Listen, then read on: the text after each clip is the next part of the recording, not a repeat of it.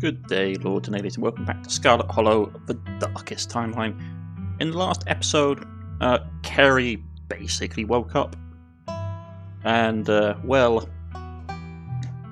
remembered that she had an appointment that she didn't really want to keep, but hey-ho. Also that Stella had vanished into thin air, and she got dragged into finding her, even though she really couldn't care less. So she'd made her way down into town, and met Kanika, and that's where we'd left things off. So we'll see you all in a second, folks, as she continues her misadventures in the Hollow. Here we are. So where do we go first? Well, we first went to Stella's house and checked it out, I should also mention. And, bit of a strange place. Let's check in on Oscar and Rosalina. They should be at the old Maxwell place. Kerry doesn't really care about them, to be honest. Let's check out the diner, we should check out the mine, check out the church. Okay. Okay, so let's think about this. Where should we go? She's not going to be at the diner because he'd made her sandwiches and gone off. So, and plus there's the strike-ons. We probably don't want to go anywhere near where the diners are. We should go to the mine, we should go to the church. Let's go check with Oscar and Rosalina. They should be at the old Maxwell place. Let's check in with Oscar and Rosalina. They should be at the old Maxwell place. Tabitha dropped off the keys this morning. The old Maxwell place? So Tabitha put them up in the broken down ruin that should have been bulldozed years ago, snaps Kanika. Your cousin is going to get an earful next time I see her. Kanika storms off down the road and you follow close behind. You don't get too far before the sound of growling and desperate hisses grabs your attention. You turn to see a ditchling approaching a cornered pixel in an alley. It must have slipped out of the library and with everyone else last night. Ditchling, distracted from its hunt by your arrival, cranes its neck to face you, its eyes settling on you with alien indifference.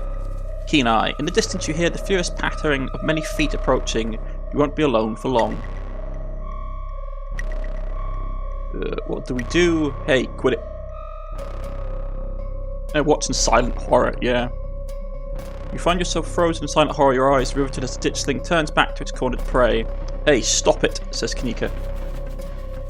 Before you can react, a small pack of dogs rounds the corner. A small pack of dogs round the corner, they pounce on the creature, pulling it from the wall and then taking turns biting and tearing at it until it's ripped to shreds.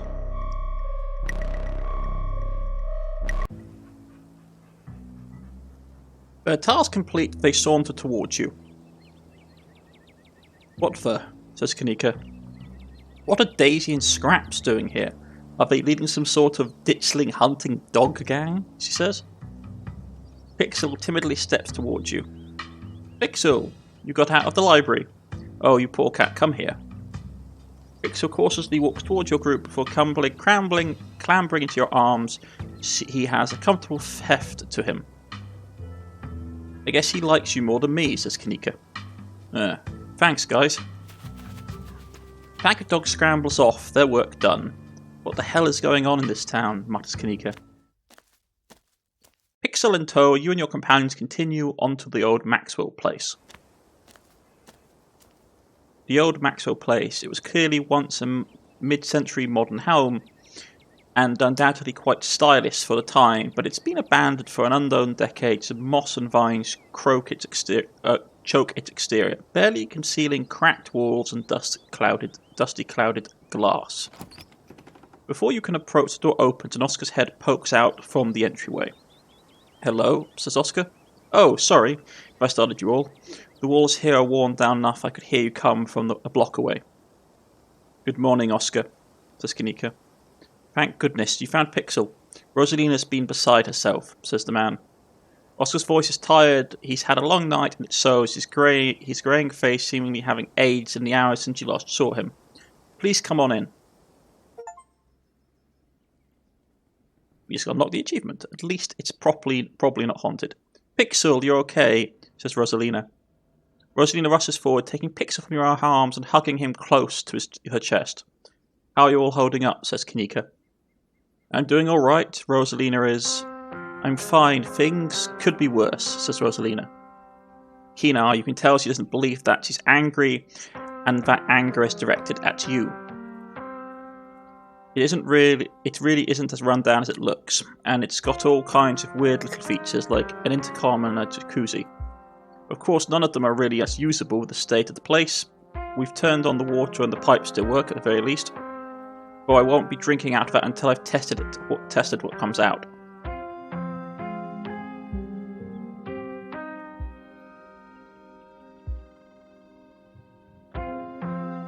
Right here. Let's see. Lots of options.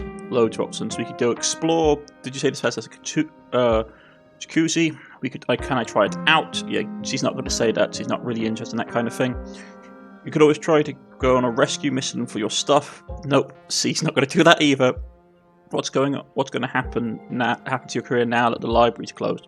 We could do with that. Have you seen Stella? She went missing after the ghost hunt last night, and we can't get a hold of her. Sorry about the house, but I wasn't trusting a ghost bargaining. Sorry about the house, but I just didn't think it was fair trade. This house is actually pretty sweet. I thought it would be much worse. I'd like to apologise on behalf of my cousin for making you stay here. What's the plan, Oscar? There's got to be something we could do to make things right.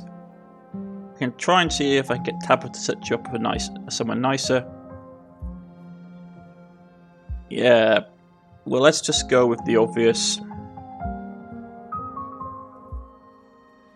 Let's go with that one.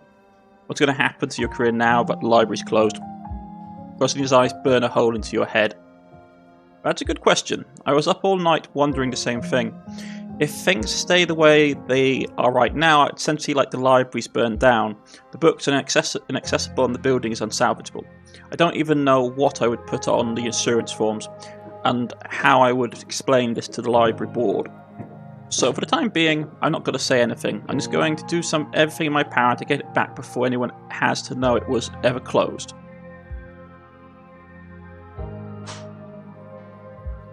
Yeah, the girl really hates us.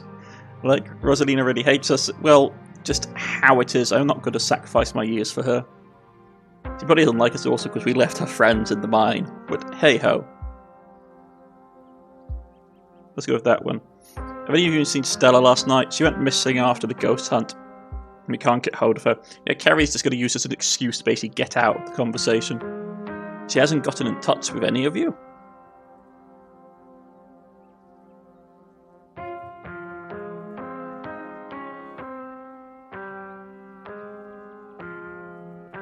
Would I be asking if she had? Says Carrie. Sorry. I know it wasn't a well thought out question, just a hopeful one. I'm guessing this means you haven't seen her either, says Kanika. I'm afraid not.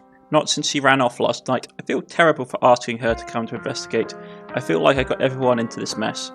Stella was practically banging down your door to try to get evidence of ghosts. I don't think you were going to be able to stop her, says Kanika. There was no way you could have known how she would react when she found it. Now I'm really starting to worry, mutters Kanika. It sounds like no one in town has seen her. Sorry that I can't be more helpful.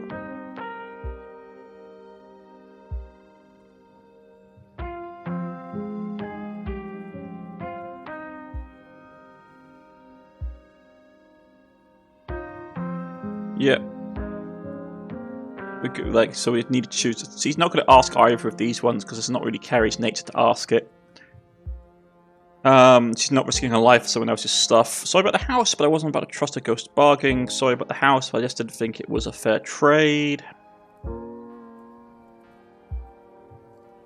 Yeah, let's go with that one. Sorry about the house, but I just didn't think it was a fair trade. You're right, it wouldn't have been a fair trade. That thing was asking for too much, says Oscar. I don't know if I could have lived with myself knowing you'd given up so much just so we could stay in that house. What about what's fair to me and my dad? Says Rosalina, who begins to cry. Rosalina.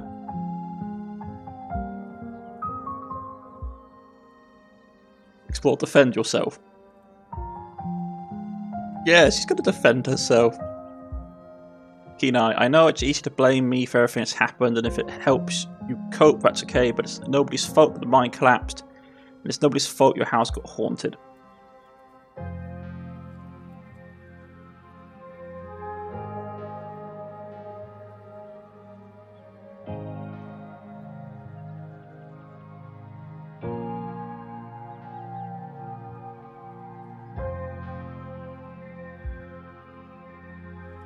Okay.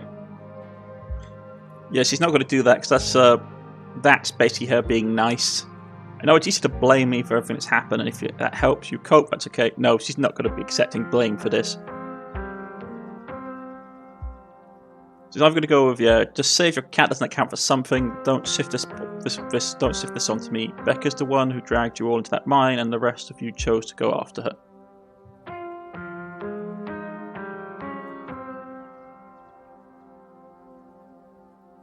Yep.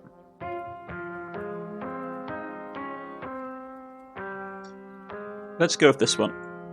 Don't shift this onto me. Becca's the one who dragged you all into that mine, and the rest have chose to go in with her. Tears well up in Rosalina's eyes, and she walks off into her room. I think you're all to be on your way, says Oscar. Oscar, I'm so sorry.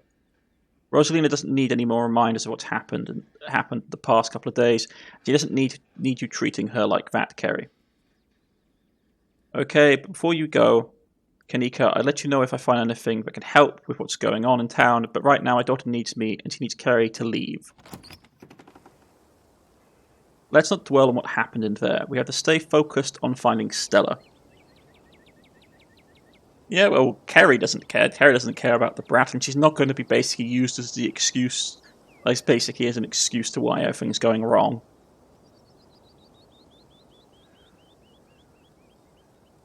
Yeah, we could check the diner, check the mines, check the church.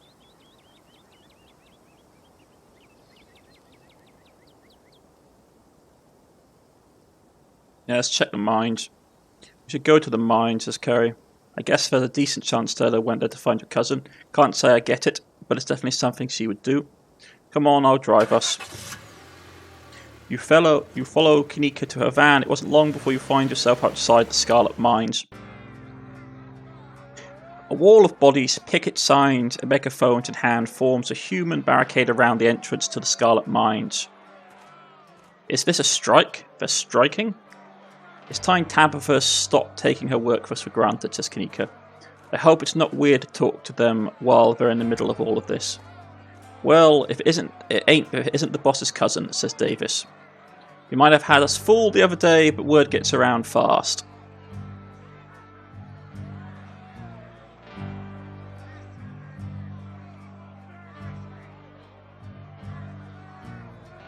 Yeah, let's go with that one. Shouldn't you be dragging those kids out of the mine? Smith narrows his eyes at you. Shouldn't you be lounging around in your family's castle, not out here bothering working folks? If there's a team digging them out, we're taking shifts, says Davis. We may be striking, but this means we're not making the boss any money. Not that we won't do anything we can. We may be striking, but that just means we're not making the boss any money. Not that we won't do everything we can for the kids who need us.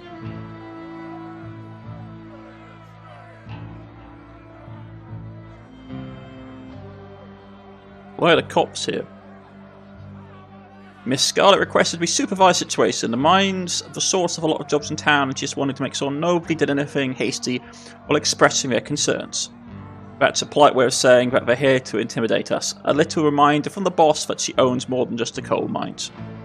Simmer down. Nobody's here to intimidate anyone, says Deputy Durkinson. But the Scarlet Mines are private property. Miss Scarlet has every right to request some oversight during a tense situation.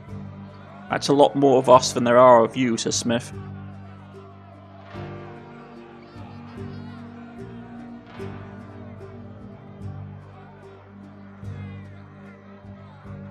Let's go. Anyone who's seen Stella, she's missing. The YouTuber, says Davis.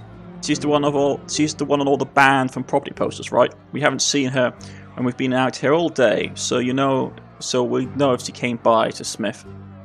We'll make sure to keep an eye out. Can't say we'll be much help though. We've just been standing around here for the foreseeable future, says Johnson.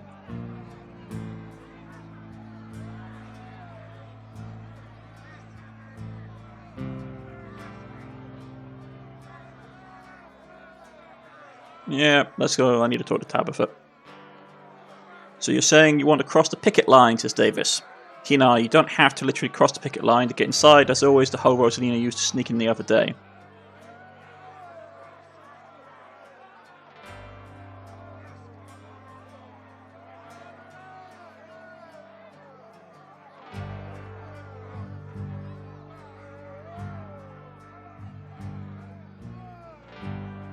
Let's go with that one.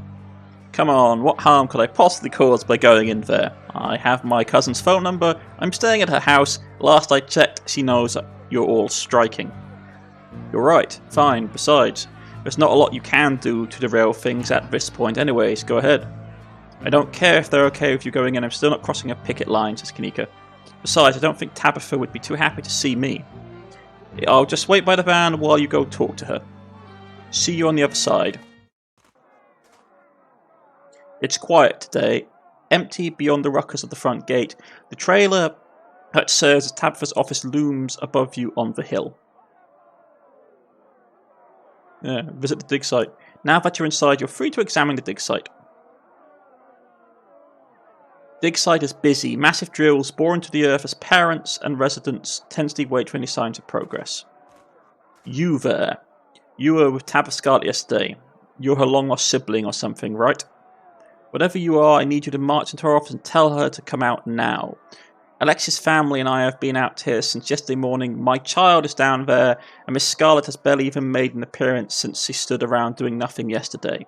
Guess she's too busy hiding from her own workforce to come out here and let her parents know when her children might be rescued.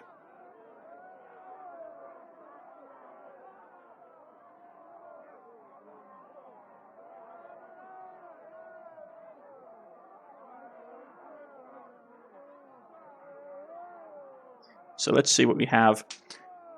Sorry, ma'am, I don't think Tabitha will listen to me. We're not close. Sorry for happening to your children. Don't yell at me. I have nothing to do with this. It looks to me like the folks are working pretty hard to dig them out. I don't know how helpful it would actually be for Tabitha to be out here. Get off my cousin's back. We tried to drag those kids out of the mine the other night, and they decided it was for their good idea to run off. Get off my cousin's back. She's doing everything she can to hold this town together. Now let's go with this one. Probably Kerry's just sick of people having a go at her, so she's probably just going to snap at this crone of a woman. Get off my cousin's back. We tried to drag those kids out of the mine the other night, and they decided it was a good idea to run off. Don't you try and turn this around on the children.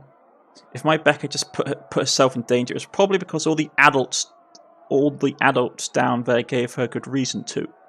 I'm telling you, Nancy, the fellas of the rig are giving us the updates as they come in, says Becca. There's nothing Miss Scarlet could tell us that didn't already know. I know you want to give her what for, but there's nothing going to change what's going on up here. Even my own husband is too scared of this woman to stand up for our family.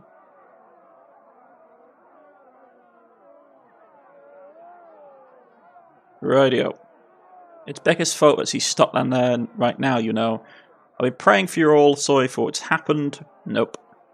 I'm sorry Tabitha is doing more important planning in her office, phone calls and whatnot. Leave Tabitha alone, she's doing her best. It's not Tabitha's fault the accident happened, it's no one's fault. Yeah, let's go with that one. Your kid is the one who broke into an abandoned mine. What kind of heartless person just says something like that about a 15-year-old girl, says Becca.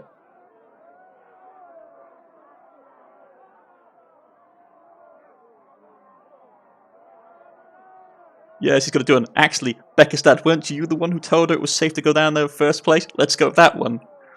Actually, Becca's dad, wasn't it you who told her it was safe to go down there in the first place? I have you know I said no such thing, says Becca's dad. Oh my god, it's true, isn't it? You said it was safe, didn't you? Says Becca's mum. I've been in there a few times as a kid, says the man. It's always seemed sturdy. I just figured that it would stood that long. What was the chances that it would be another collapse? I know I shouldn't have, but I can't change the past. What matters is she's still alive and we're getting her out of there.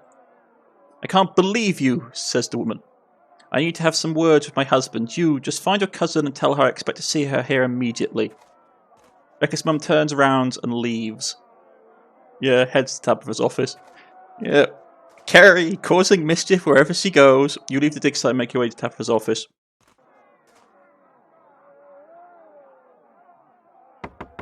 You walk up to Tabitha's trailer and knock on the door. Wait for a moment. No response. You knock again. Oh, for the love of, says Tabitha. Door swings open. Oh, it's you, says Tabitha. Should I go? Says Rodriguez. Yeah, and try not to get yourself noticed, says Tabitha. Street smarts, try not to get yourself noticed. It sounds like Tabitha has found a rat.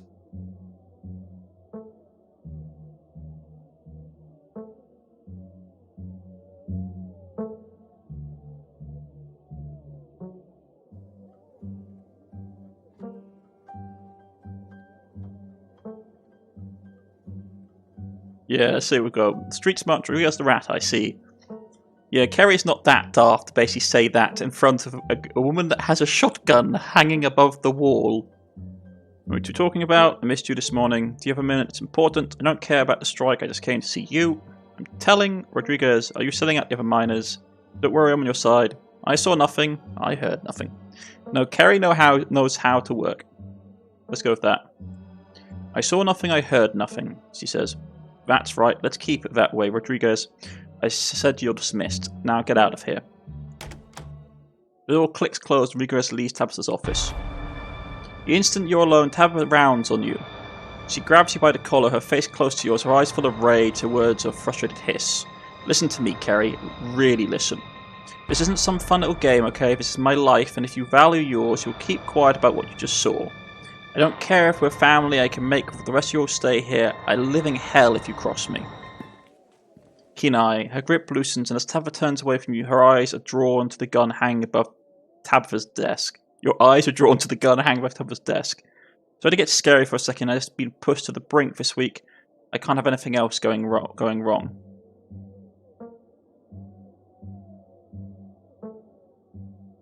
Yep, let's go with that. What are you going to do? Shoot me? What? What the hell are you talking about? She follows your eyes up to the gun on the far wall. Oh, that. I'm not going to shoot you, she says.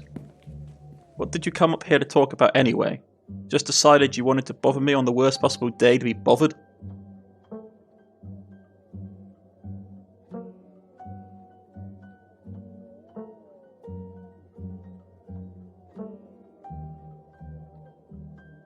Let's go with... The thing is, Kerry actually doesn't mind. It's ironic, isn't it? It's like Kerry and Tabitha at this moment are like in a situation where they don't like each other, but at the same time, yeah. Let's go with Stella's missing. Have you seen her? Stella's missing? Tabitha was quiet for a moment. I'm sure she'll turn up, but I will see if I can get a hold of her. Don't think looking for my missing acquaintance gives you a pass to do anything dangerous. You're forbidden from doing risky things, even for what you might think is a good reason.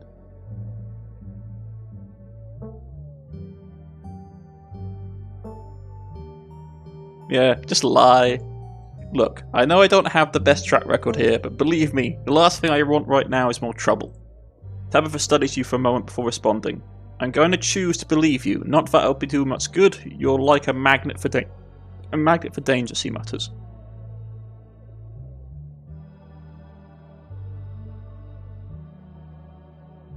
Let's go with that one. Becca's mum's expecting you to make an appearance, she mutters.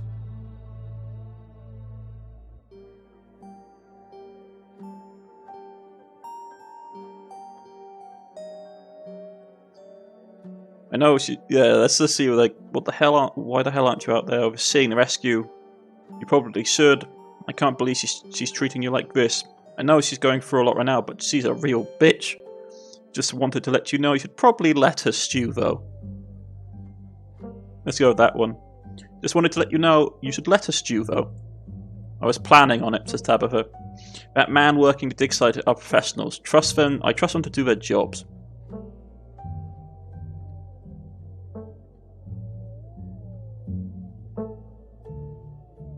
Yeah, I also wanted to see how you're doing with the strike, your mum, everything. Let's really talk. You know, Kerry doesn't really care about Tabitha. Like, they're sort of like, yeah.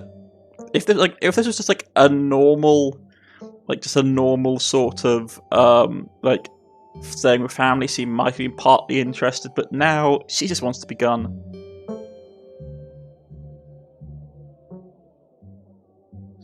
Rightio. I'm done here. See you around. She's going to say. I'm done here. See you around, says Kerry.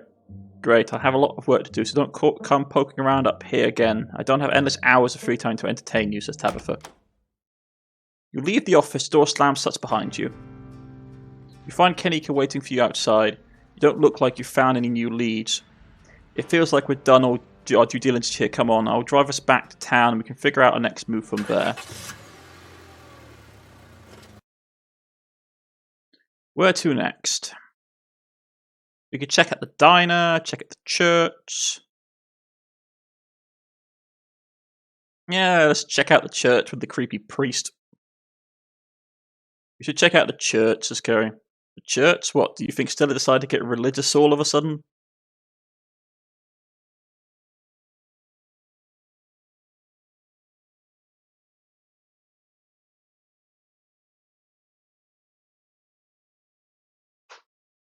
Yeah, I want to tell Pastor Daniel that ghosts are real. I want to rub it in his face. That sounds like Kerry. I want to tell Pastor Daniel that ghosts are real. I just wanted to rub it in his face. What is Kerry? If you think that's a good use of your time, go for it, says Kanika. At the very least, I suppose it couldn't hurt to check out the area just in case anyone up there has seen Stella. But let's not linger. I don't want Pastor Daniel thinking we're possible converts. Kanika leads the way, taking you up the gradual slope towards the church. Alright, where is that weirdo? My, 3 visitors at once on one... My, 3 visitors at once on a Thursday. This is unprecedented. But there are only two of us, says Kanika. Oh no, were we followed by a ditchling? Were we followed by Wayne? Sup, old people, says Zane. Oh, it's just Zane, says Kanika. What are you doing here? All those glimpses of death I've had in the past few days has forced me into the midst of an existential crisis, my dudes. I wanted to see if faith held any answers for me. Alas, I have not yet found the solace I seek, says Zane. Give it time, Zane. It sometimes takes a while for the Lord to work his ways, the way into your heart, but when he does, you won't regret letting him in. Be sure to look over the pamphlets I gave you, and of course, I'm always here if you need to talk. Sort of thing, Pastor D. Peace, y'all. Anyway, we're looking for Stella. She wandered off last night, and no one has seen her since. We're starting to get pretty worried. I hope maybe you or Jane had seen her. Can't speak for Jane, but I'm afraid I've seen neither hide nor hair of Stella. If you'd like to talk to my wife, she's just over there by the alpacas. Well, Kerry, I was hoping we might be able to talk in private. What do you have to say to her that she can't say in front of me, says Kanika. Please, if you wouldn't mind, it's a personal matter. Personal for whom? I'd rather folks not pry on this. You know how rumors get started.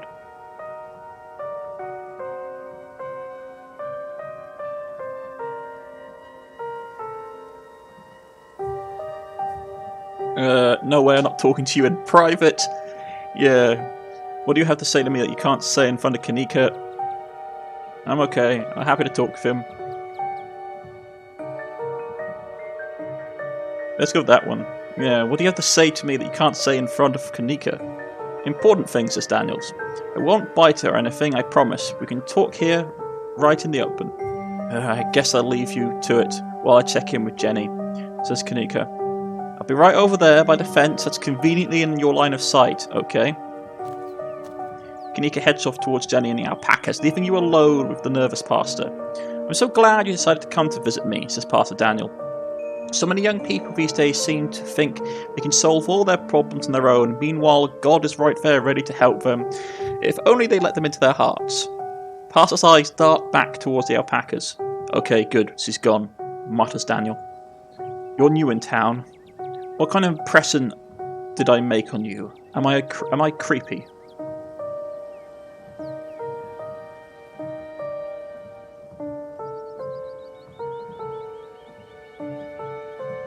You're extremely creepy. Let's go with what they say. We have street smart. You care too much about what people think of you. I think your problem is that you keep telling people what to do instead of actually treating them like human beings. You're extremely creepy. I don't think you're creepy at all. If anything, you've been extremely welcoming to me. Personally, I thought I like the cut of your jib. You haven't really done anything wrong, but you have no chill. Kanika said you smiled for her dad's funeral. I think this is the problem. If you have to pull the stranger aside to ask him if you're creepy, you're probably coming off creepy. Let's go with street smarts. Yeah. You care too much what people think about you, mutters Carrie.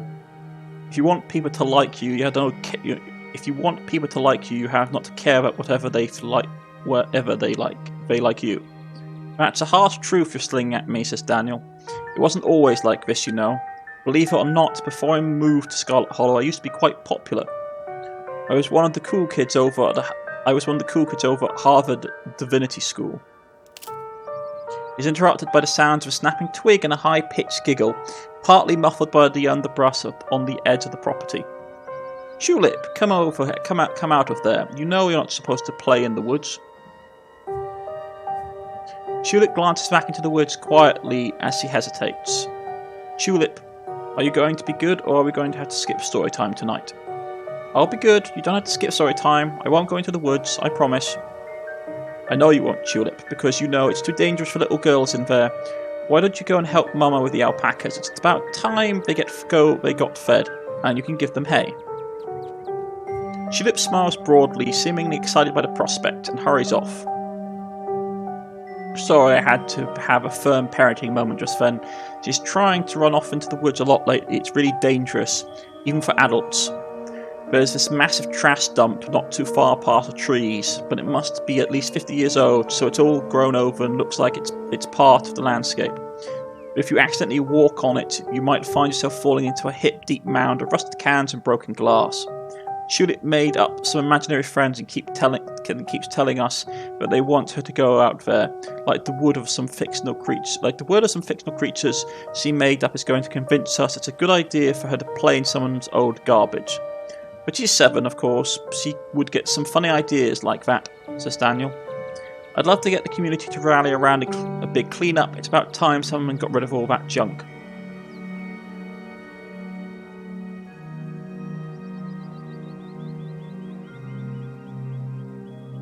Yeah, let's do that one. Oh, Tetanus Lake. Stella told me about it. Tetanus Lake? That's an actual name. I wonder if Tulip would stay away if I started calling it that, or if it would only make her sound more alluring.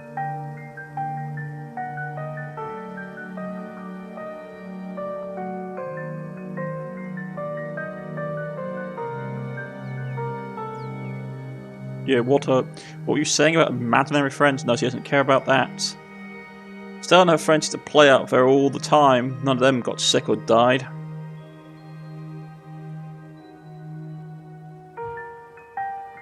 Yeah, let's go with that one. What are you saying about imaginary friends? Oh, she's just been talking about these friends of hers lately. Little stories about creatures that live in the church. I'm sure she says she saw some animal there and decided it was a friend. There's nothing to be overly concerned about except the trash heap situation. Street smarts, this man is lying to you. In fact, he's been lying since the moment he mentioned those imaginary friends. Whatever his daughter's been talking to is real and he knows it. Let's go with that one. Sounds like you know exactly what she's been talking to, you mutter. Daniel's eyes go wide just for a second. I don't. Street smarts, he does. He obviously does. He hunches his shoulders, his voice suddenly quiet. There are rats in the church, says Daniel. There, I said it. It's embarrassing, but she saw one at some point, and she can hear them scurrying around in the walls, and she's decided that they're her little friends. Please keep this between us. Don't tell Jenny. I don't want her knowing the church is in such rough shape. Out of the corner of your eye, you see Kanika walking back to the two of you. She must have finished talking to Jenny.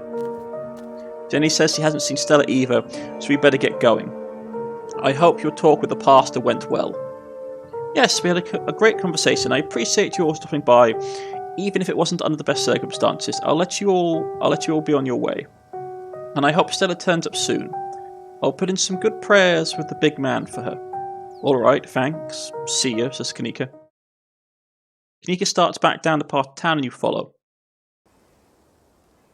Okay, now we've put some distance between us and the church. What did he want you to talk about? He didn't say anything weird, did he?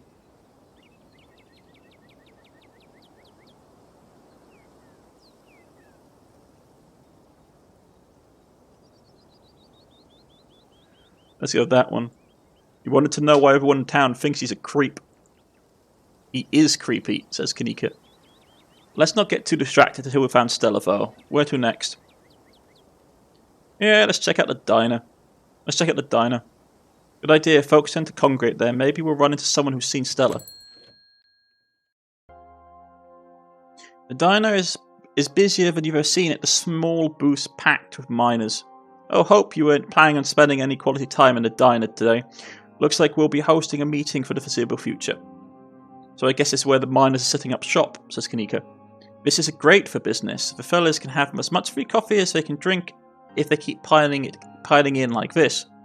The miners don't even notice you enter the diner. Instead of speaking in hushed voices, argue with each other loudly enough for you easily to overhear. Harrison, I guess the shift schedules are pretty brutal. I'd like more vacation days. I'd love to be able to see my family around the holidays, and better health benefits would be amazing. What if she decides to fire all of us? Zach. Hey, careful folks. Smith just let me know that the boss's cousin over there was snooping around the mines. Let's put this discussion nice until we know we won't be overheard. The conversation cuts out, an uncomfortable silence falling over the diner as the miners watch you with suspicion.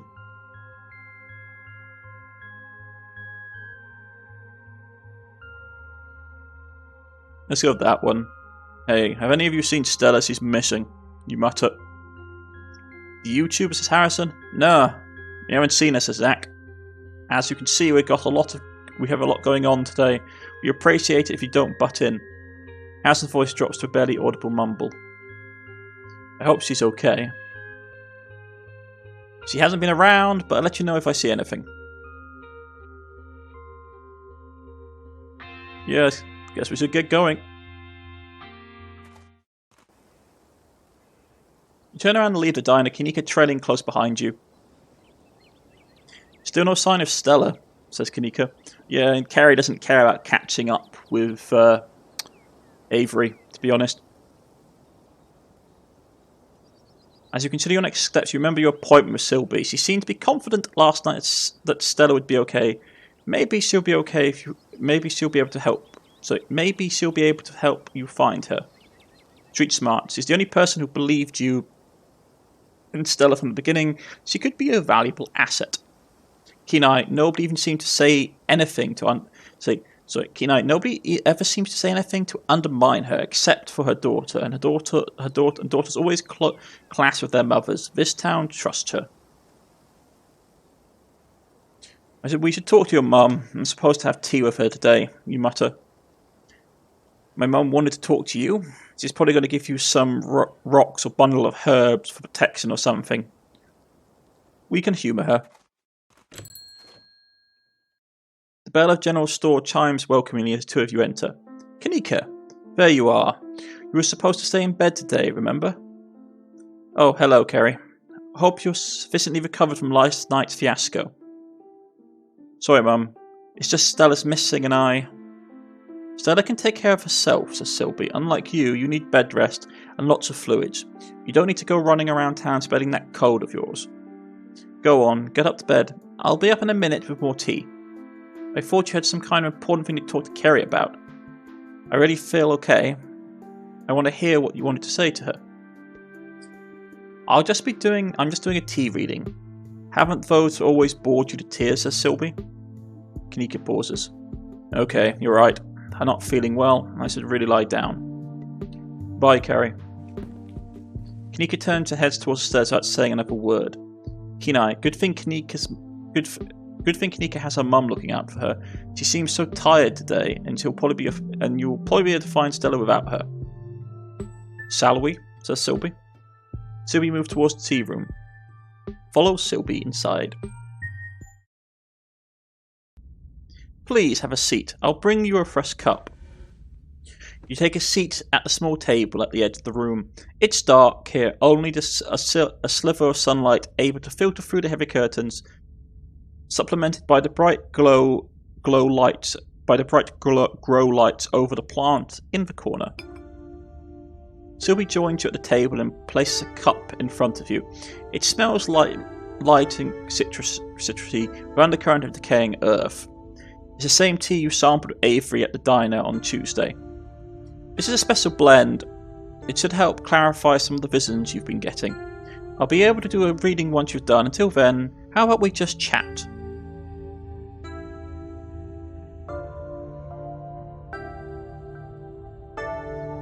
Let's see. Sip the tea. So how did you wind up in Scarlet Hollow? Did you know my mum? Quit yanking me around. You have something to tell me. Just come out and say it.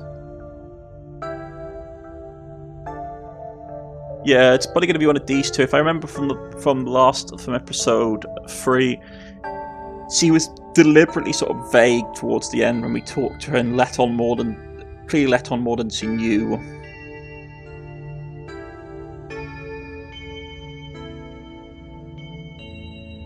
Yeah, let's go with that one.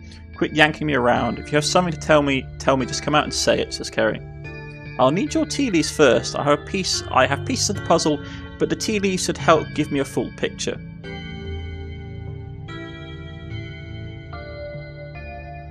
Sip the tea. So how did you wind up in Scarlet Hollow? Did you know my mum? Yeah, let's just sip the tea. You take a tea, sip it delicately. The citrus smell is fleeting, quickly replaced by the earthiness at its core, like you've taken a mouthful of dirt. But the aftertaste combined with two flavours, something soothing and medicinal, and you find yourself feeling more comfortable, your muscles relaxing for the first time in days.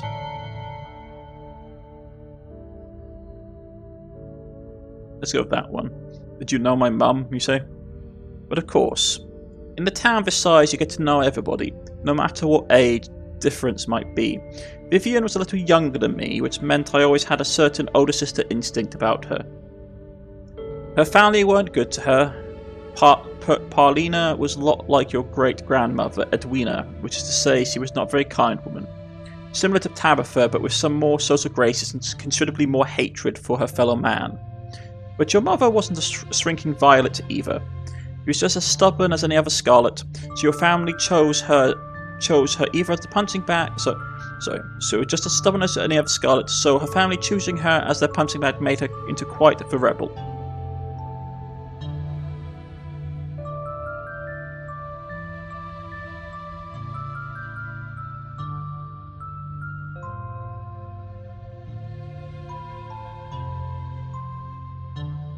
Let's go with that one. Why were Paulina and Mum raised by Edwina? What happened to their mother? Their entry into the world was violent, I'm afraid. Their mother was too young to be pregnant, especially with twins. She didn't survive the labour.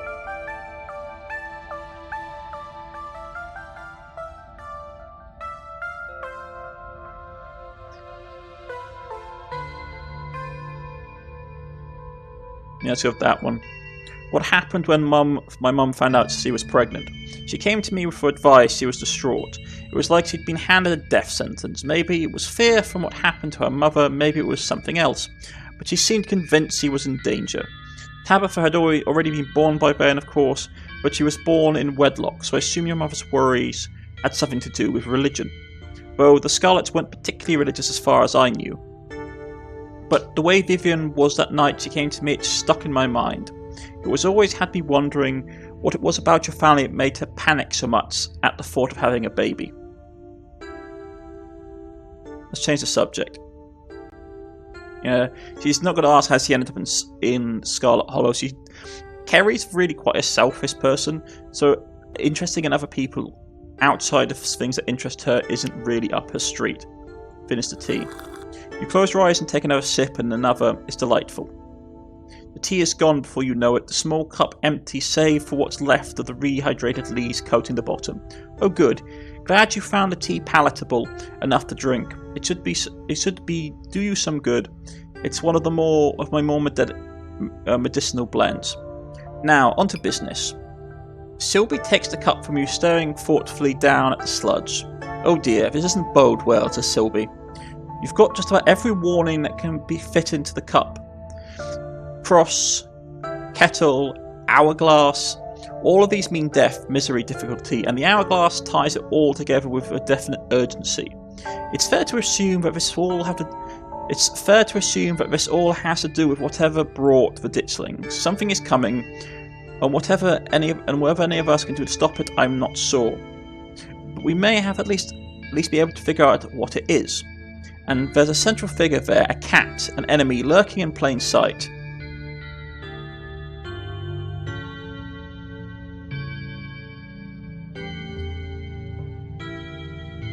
Let's see. Whole lot of options. Could be Wayne, it could be Stella, could be Kanika, could be Tabitha, could be Oscar, could be Reese, could be Avery. The cat could be Dr. Kelly. She's been nothing but hostile since I met her. Yeah, let's go with this one. How do I know you're not the cat? That's ridiculous. Sylvie is helping you. If she was the cat, why would she warn you about herself? Pick someone else. Wait, what? No, because that's the thing that Carrie would automatically go for. She'd obviously suspect.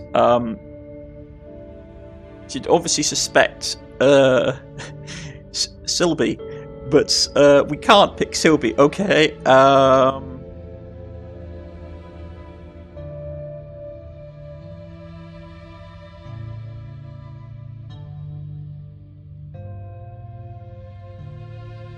Let's see. No, the cat could be Pixel, or maybe it's Frou Frou. Those two cats. Those are the two cats that I know.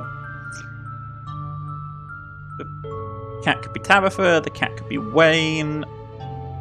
Okay. Stella, Kanika, Oscar, Reese, Avery. Basically, sort of be supposed to be danger lurking in plain sight. So Stella's gone missing. Let's try Stella. The cat could be Stella. That's Carrie. She just disappeared after last night, and we haven't been able to find a hint as to where she might be. What if she's plotting something? She doesn't have any respect for other people's boundaries. Who to say she wouldn't betray her friends to satisfy some ulterior motives? She dragged me into the woods a few minutes after meeting me to go monster hunting. She seems too trustworthy, if you ask me. If this was a movie, she'd be the best candidate for a surprise betrayal. She barely seems torn up about watching a man die the other night. The way she's been actively courting danger the past few days, it wouldn't surprise me if she's had an ulterior motive. I feel like she keeps disappearing as soon as things start going south. She left me in the mines after the cave gave me a vision. She disappeared as soon as the ghost hunt was over.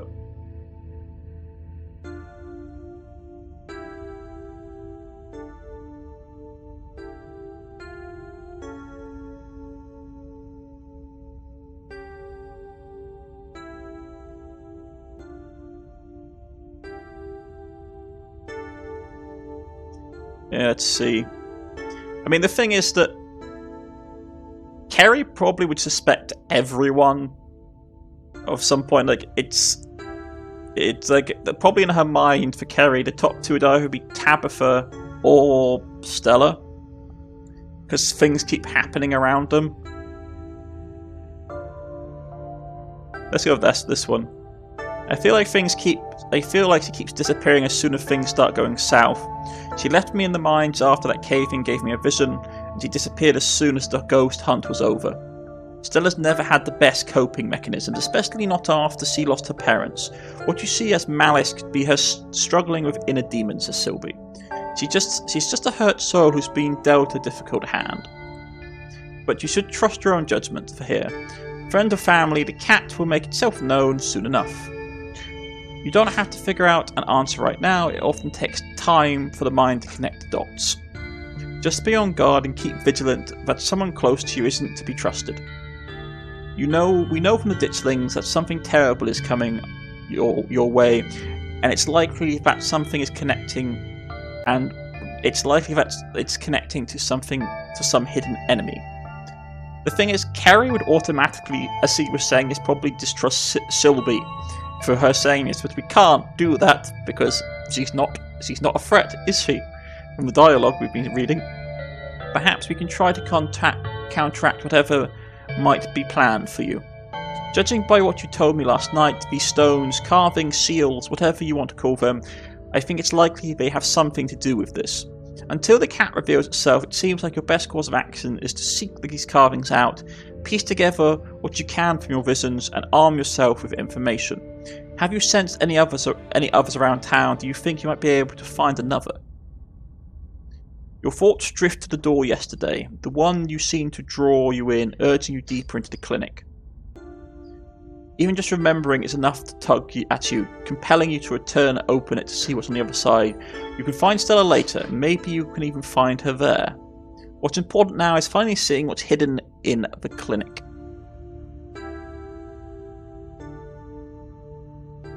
You didn't get all of this from tea leaves, you mutter.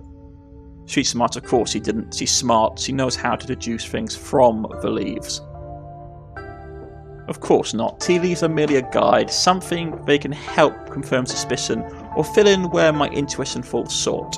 My family has lived in these hills for a long time, as has yours. I know the Scarlets have secrets, I know Vivian was scared for you, but your place in all of this is something we have to figure out together. And that's where little tricks like tea leaves come in handy. But we shouldn't digress. Do you know where you might find the next stone?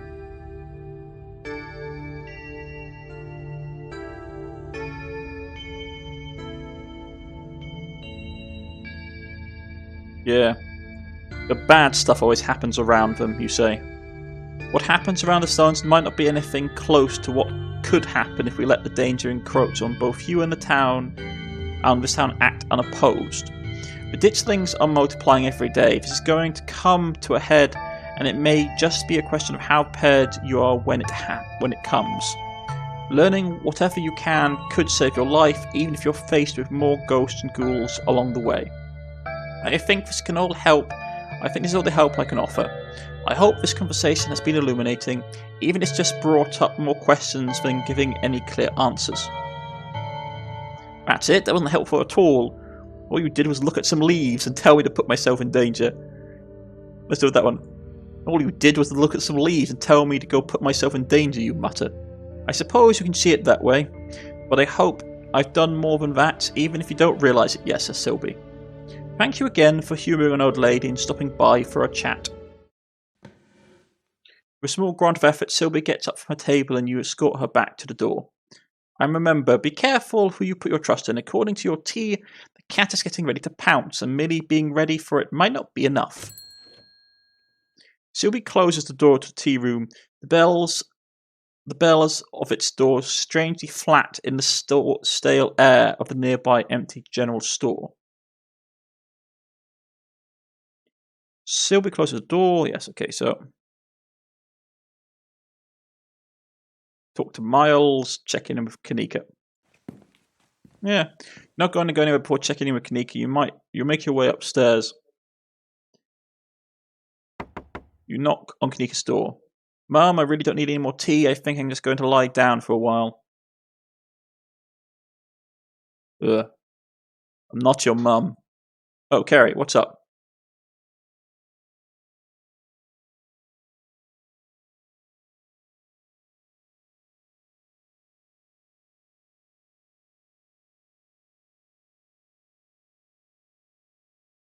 Let's go. I'm going to the clinic. I was hoping, yeah. Let's go for that one. I was going to the clinic. I was hoping you could join me. Sorry, Carrie. My mum's right. I'm exhausted. I probably shouldn't push it, or I wind up worse off than tomorrow. It looks like you're on your own. Make your way out of the general store and down the road to the clinic.